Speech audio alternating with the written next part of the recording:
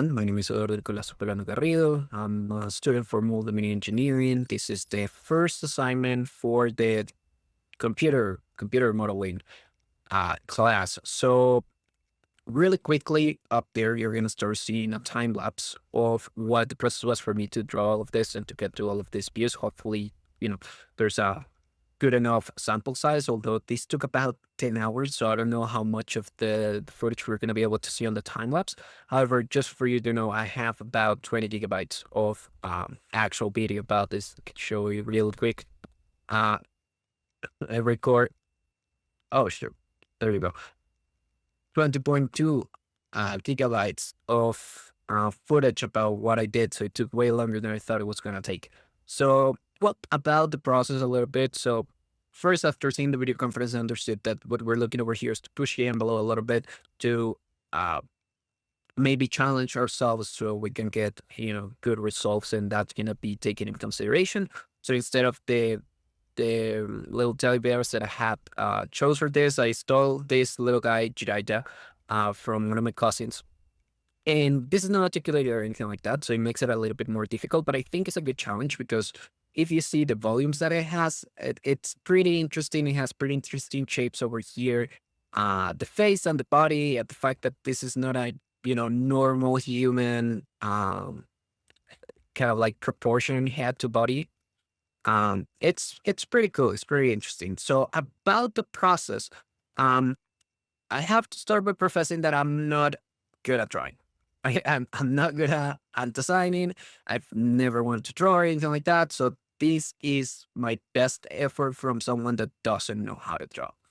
Um, so the first thing was understanding how the American system works, and I found a pretty good example of it that is like a cube that unfolds itself. And also the orthogonal view seems to be pretty straightforward, right? So you keep straight lines straight and you ignore the perspective that is upon something.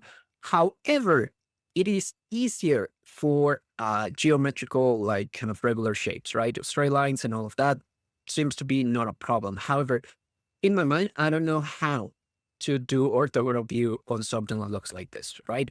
This has no straight lines. This has a bunch of circles and spheres and round shapes all around it. So that was the first thing that broke completely my mind. So I check a bunch of videos on how people do it. And the first thing that I realized is that they actually work by kind of creating a stickman figure of this. So finding your middle line, and then from there you find your shoulder line.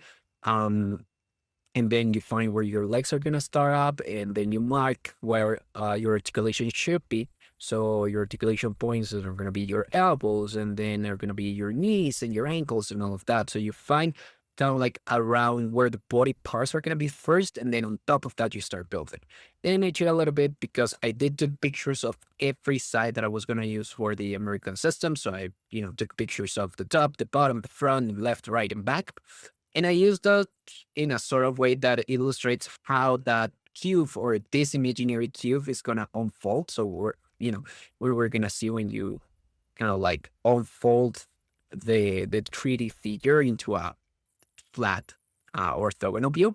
And then the next thing was in photography, there is a trick called force perspective, which is that, you have a small thing closer to the camera and then you're far away and you can kind of sort of match the sizes. So I was thinking, okay, so if your orthogonal view includes the fact that you need to match the size on a flat surface, not with perspective, then what if I take whatever is on the side and I just draw it, push forward a little bit bigger?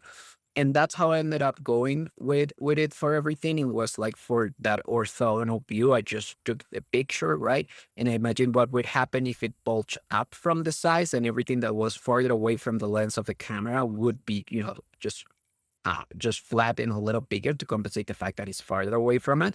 So that's what I did. And I think it worked out relatively well. I'll show you here real quick what the process was, but it was a bunch of, um, it was a bunch of layers on top of layers. So I had to kind of like um, draw everything up and use the reference here.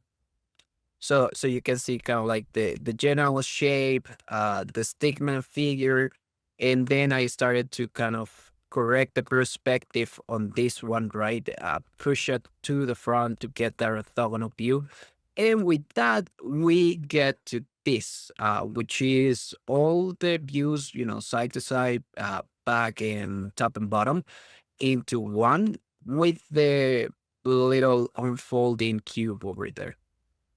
So this was a challenge. It was a real challenge. I hope the end product is good enough. Again, I hope you understand that I'm not someone who draws or that was in any way particularly interested in design, but I do my best with it, and I hope it works for you guys. So, in any case, thank you very, very much for your time so far. Hope you have an excellent rest of your day.